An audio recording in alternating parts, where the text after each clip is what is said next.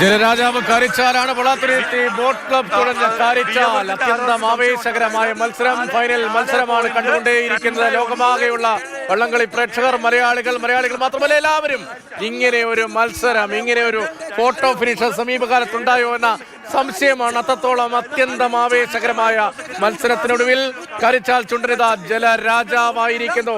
അത് macro second എന്ന് വിശേഷിപ്പിക്കാൻ കഴിയുന്ന തരത്തിൽ ജലരാജാവായിരിക്കുന്നു കാരിച്ചാൽ ചുണ്ടൻ.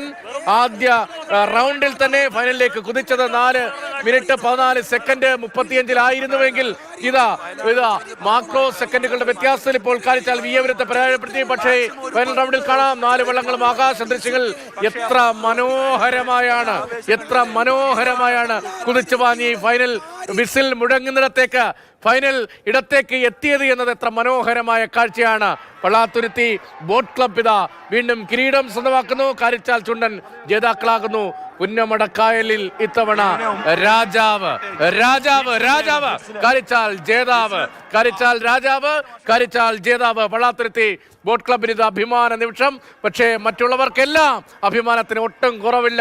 അത്രമേൽ ആവേശകരമായ ഫൈനൽ മത്സരം. നോക്കൂ ആകാശ ദൃശ്യങ്ങൾ എത്രത്തോളം ഇഞ്ചോടിഞ്ച് പോരാട്ടമായിരുന്നു.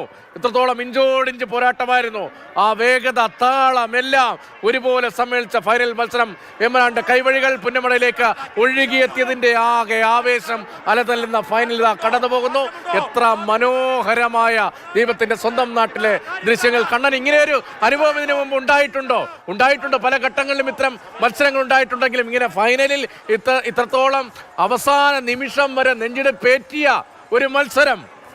5 മാക്രോ സെക്കൻഡാ, അത് രതീഷേ കേൾക്കാമോ? കേൾക്കാം, പറയൂ. 4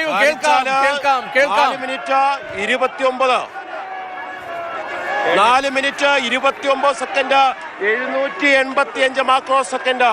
തൊട്ടു പിന്നിലെ വിയപുരം ഒട്ടും വിട്ടുകൊടുത്തിട്ടില്ല. കൈനകരിയുടെ പിള്ളേര് 4 മിനിറ്റ് 29 സെക്കൻഡ് 79 മാക്രോ സെക്കൻഡ്.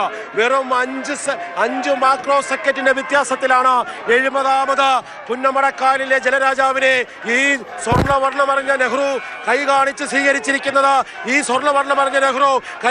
സ്വീകരിച്ചിരിക്കുന്നത്. ഇവിടെ ചരിത്രം എഴുതിയ 79, 82, 83 എല്ലാം ചരിത്രം എഴുതിയിട്ടുള്ള കാരിച്ചാൽ ചുണ്ടന് തന്നെയാണ്. വെറും 5 മാക്രോ സെക്കൻഡിന്റെ വ്യത്യാസത്തിൽ ഇതാ ഈ കാരിച്ചാൽ ചുണ്ടൻ കിരീടം എഴുതിയിരിക്കുന്നു. ചരിത്രം വീണ്ടും മാറ്റി എഴുതിക്കുന്നു. അവരുടെ ചരിത്രമാവുന്നില്ല, അവരുടെ ആവേശം.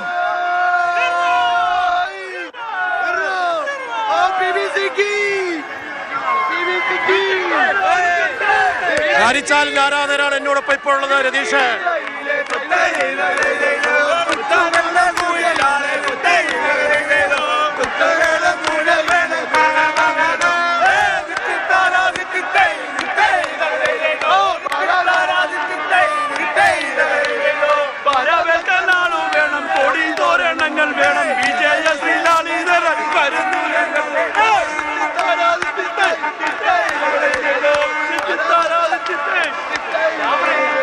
നമുക്കറിയാം ആവേശം ഒട്ടും ചൂരാതെ പുന്നമടക്കായലിന്റെ ഓളങ്ങളെ അതേപടി ആവേശത്തിലാഴ്ത്തിക്കൊണ്ട് 70ാമത് നെഹ്റു ട്രോഫി വള്ളംകളിയിൽ ഇതാ കാരിച്ചാൽ ചുണ്ടൻ വീണ്ടും ചാമ്പ്യനെ വരിക്കുന്നു.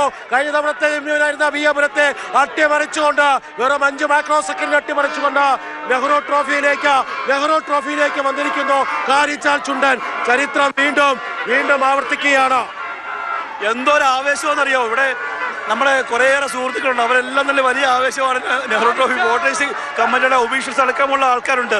അവർക്കെല്ലാവർക്കും എങ്ങനെയാണ് ഈ മാക്രോ സെക്കൻഡിൽ ഈ മത്സരം പൂർത്തിയാവുക എന്നുള്ളതാണ് സംശയം. കാര്യം എനിക്ക് ഭയങ്കര സന്തോഷമുള്ള ശരി 2024 നെഹ്റു ട്രോഫി കാരിച്ചാൽ നേടുമ്പോൾ അത് കാരിച്ചാലിൻ്റെ ഒരു ചിറകിൽ ഒരു സ്റ്റാർ കൂടിയാണ്. കാര്യം 16 തവണയാണ് നെഹ്റു ട്രോഫി നേടിയത്. പള്ളാത്തുരുത്തി ബോട്ട് ക്ലബ്ബ് തുടർച്ചയായി 5ാമത്തെ തവണയും ക്യാപ്റ്റനായിട്ടുള്ള മനോജിന്റെ നേതൃത്വത്തിൽ, ലീഡിംഗ് ക്യാപ്റ്റനുള്ള മനോജിന്റെ നേതൃത്വത്തിൽ, ക്യാപ്റ്റനായിട്ടുള്ള കെവിൻ്റെ നേതൃത്വത്തിൽ വലിയ ആവേശത്തോടു കൂടി തുഴഞ്ഞ് അവർ വീണ്ടും തുടർച്ചയായി 5 തവണ നെഹ്റു ട്രോഫി നേടിയിരിക്കുന്നു.